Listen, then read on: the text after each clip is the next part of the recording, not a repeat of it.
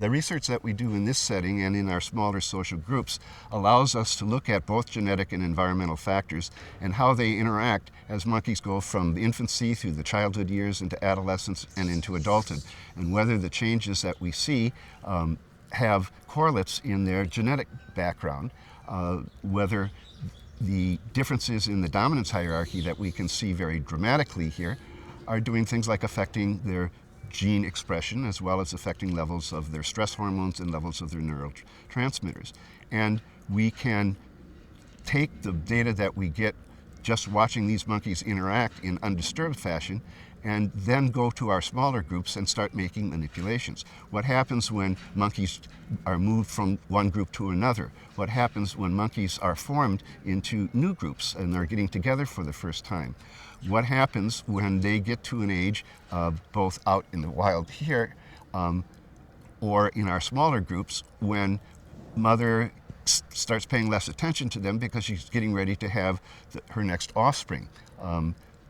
Most of the youngsters, when this happens, about 6 or 7 months of age, go through a little bit of stress because suddenly they're not getting all the attention they used to, and they have to learn how to cope with other individuals in their group.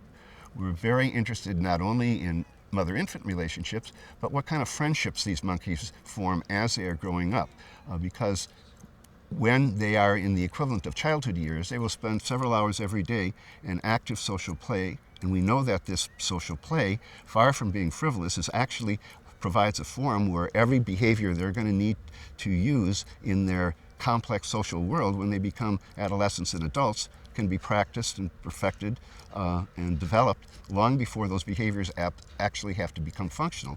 And we can see individual differences in this. How about monkeys who play a lot? Do they have greater brain growth? Do they have lower levels of cortisol? What about these monkeys who are aggressive?